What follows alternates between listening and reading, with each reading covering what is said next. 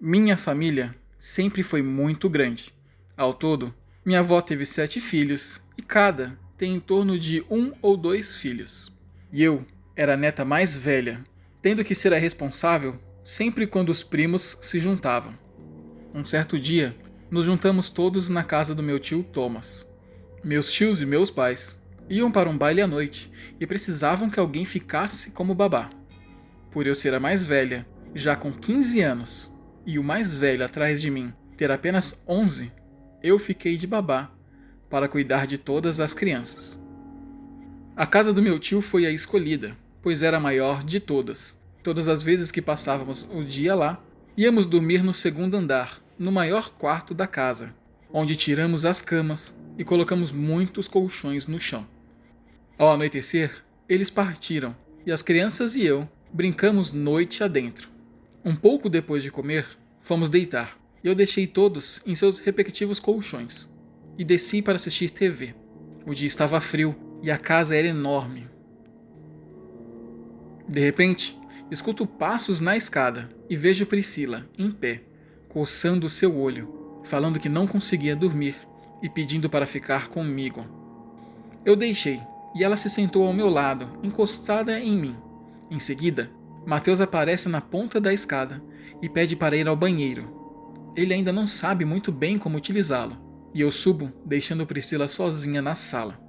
Quando Mateus termina e eu o coloco na cama, escuto um grito agudo vindo da sala logo abaixo e desço as escadas correndo, pensando em Priscila.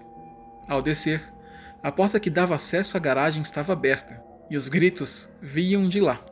Eu não pensei 2 vezes e pego o rodo que estava ao lado da porta. Corro para fora.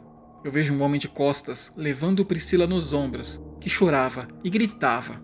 E eu corro e acerto sua perna por trás com o rodo. E ele se desequilibra e cai, gritando de dor, com uma voz grave e forte. Eu solto o rodo no chão e pego Priscila pelo braço e corremos para dentro da casa, trancando a porta da garagem. A porta não tinha sido arrombada. Nós que esquecemos ela aberta. Priscila pega no sono e dorme, e eu a coloco na cama, preocupada, no caso do homem voltar atrás de nós. Mas ele não aparece, e eu decido não contar nada aos meus pais, e nem aos meus tios e tias. Priscila mal se lembra do ocorrido.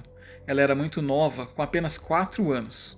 E no dia seguinte, eu tinha acordado mais cedo que todos, para ver se não tinha ficado algum rastro do homem na casa. Mas a única coisa que encontro é um papel colado na garagem, escrito: Vingança. O homem nunca mais voltou. Pelo menos ninguém da família nunca me contou, mas eu passei anos da minha vida atormentada com aquele dia e principalmente com aquele papel.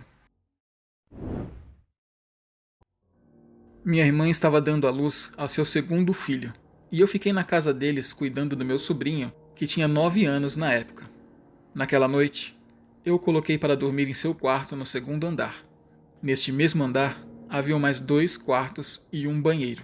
O quarto dele ficava no meio e o da minha irmã ficava na posição da frente da casa. E nos fundos, o quarto de hóspedes, que nunca era utilizado. Ao lado do quarto do meu sobrinho era o banheiro. Após colocá-lo para dormir, eu desci e coloquei o YouTube na TV para assistir alguns vídeos do meu canal Favoritos de Viagens. Cerca de 10 minutos, eu ouço passos no andar de cima e imagino ser o meu sobrinho indo ao banheiro.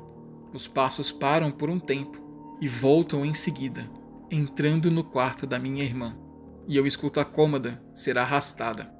Aquilo me deixou confuso, pois meu sobrinho não tinha forças o suficiente. Naquele momento, algo me dizia que provavelmente não era ele que estava no andar de cima. E eu gelei por inteiro. A casa era dos meus avós, e a casa ao lado dos nossos tios-avós, que também faleceram, só que ficou abandonada. No caso, as 2 casas eram germinadas, e elas tinham uma passagem quase secreta de uma para a outra pelo sótão. Mesmo com a casa dos nossos tios-avós praticamente abandonada, pois ninguém nunca mais morou por lá, minha irmã nunca se desfez da passagem, pois nunca acreditou que alguém fosse invadir e encontrá-la. Pelo menos, não até aquele dia. Neste momento eu piro e subo as escadas lentamente. Eu precisava ver como estava meu sobrinho e se era ele a pessoa que fazia tanto barulho. Quando eu subo, vou até o seu quarto, que está com a porta aberta, e ele, deitado, dormindo em sua cama. Eu entro no quarto e sento ao seu lado com um alívio. Ele era a única coisa que me importava naquele momento. De repente, um vulto corre, passando em frente à porta, vindo do quarto de minha irmã em direção ao quarto de hóspedes, onde ficava o acesso ao sótão. E eu me levanto bruscamente e paro na porta, olhando para o quarto. Está tudo escuro e a porta do quarto de hóspedes aberta, mas a escuridão era ainda maior por dentro, impossível de se ver um palmo à frente. A porta do quarto se fecha rapidamente com força, e eu arranco a chave da porta do quarto do meu sobrinho, corro e tranco a porta do quarto de hóspedes. Felizmente, era a mesma chave para todos. Eu me sento de costas para a porta e passo a noite lá, imóvel, assustado.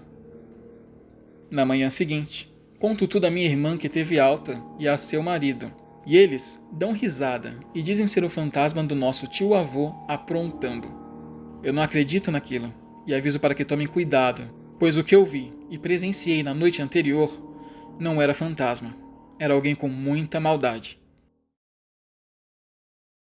Essa é uma pequena pausa para falar que, se estiverem gostando do vídeo, verifiquem a possibilidade de se inscreverem no canal, curtirem e compartilharem com os amigos. Muito obrigado pela força e vamos para a próxima história. Quando eu trabalhava de babá, eu passei pelo pior susto da minha vida. Eu tinha 15 anos quando decidi trabalhar de babá, no período da tarde, após a escola para ganhar um dinheiro. Eu sempre trabalhava em casas perto da minha, coisas de um quarteirão ou dois, para que eu pudesse ir e voltar a pé. Certo dia, eu saía da casa de uma cliente após o trabalho e estava indo a pé para a casa de um amigo que morava a um quarteirão. Foi nesse dia que tudo começou. Eu caminhava pela calçada quando ouvi atrás de mim um som de roda de bicicleta bem devagar. Ao olhar para trás, avisto um homem pedalando lentamente. Eu diminuo a velocidade para que ele pudesse me ultrapassar, mas ele não passa. Começou a andar mais devagar também. Então eu decido atravessar a rua e, para minha surpresa, ele também atravessa e fica logo atrás de mim. Eu avisto a casa de meu amigo e acelero o passo. E ele também acelera. Por sorte, eu chego a tempo e entro correndo em seu quintal, batendo na porta violentamente. E aquele homem para sua bicicleta em frente à casa e fica me olhando. Meu amigo abre a porta e eu entro com tudo. E ele me pergunta o que tinha acontecido. E eu conto sobre o homem, que ao me ver entrar, tinha ido embora. Ao decorrer da semana, eu o via às vezes de longe, sempre olhando para mim, do outro lado da rua, atrás de alguma árvore ou encostado em algum carro, e às vezes até na mesma calçada. Ele me perseguia. Começou a gravar meus horários e locais onde eu passava. Na época, eu não queria contar à minha mãe, pois tinha medo de que ela mandasse parar de trabalhar, e eu queria muito dinheiro. Ele nunca me falava nada, apenas me olhava, e algumas vezes me seguia de longe. Como meu trabalho era sempre de dia, eu me sentia mais protegida, pois sempre tinha alguém na rua. Algumas semanas depois, uma das famílias que eu trabalhava precisava de uma babá no turno da noite, por uma semana. Eu disse que poderia fazer o serviço, mas precisava que me buscassem e levassem de volta, por medo do homem. E a família concordou. No turno da noite, eu nunca tinha o visto, nem em frente da minha casa ou da cliente. Então comecei a pegar confiança de ir e voltar sozinha, já que muitas vezes eles demoravam demais para me levar embora. Uma certa noite eu decidi não esperar e resolvi ir a pé. Antes de sair, eu olhei para todos os lados e não vi ninguém ameaçador, e comecei a minha caminhada. Após alguns minutos, e já longe de casa, ouço o som de uma roda bem devagar, e começo a ficar com medo. Quando olho para trás, havia um carro preto, ensulfilmado, me seguindo lentamente, e deduzo que seria o homem, e provavelmente esse era o motivo de nunca ter visto ele à noite me seguindo. Eu estava perto da casa da cliente, e corro desesperada, e ele acelera, me ultrapassando e freando com tudo, em frente à casa dela. e eu grito correndo entrando no quintal, enquanto ele abria a porta do carro com violência e vinha em minha direção. Eu estico meu braço para bater na porta, mas não chego a tempo, pois ele me abraça com força por trás, me levantando, erguendo minhas pernas do chão, enquanto eu me debatia e gritava. Minha cliente e o marido estavam prontos, e ao ouvir os gritos, abrem a porta e correm para me socorrer. Ele me joga no chão e volta para o carro correndo, saindo arrancando. Em questão de segundos, a vizinhança inteira estava em suas portas vendo o ocorrido. O vizinho reconheceu o carro que era de um morador da região, que já tinha ficha na polícia por importunação de menor. A polícia localizou o homem que foi investigado, mas por fim não deu em nada. Mesmo assim, o homem mudou-se de cidade por medo dos moradores que queriam linchá-lo. Meus pais queriam me proibir de trabalhar de babá, mas eu continuei, com a condição de que os clientes iam me buscar e levar de volta para casa. Essa, sem dúvidas, foi o pior dia da minha vida, em que eu quase fui sequestrada.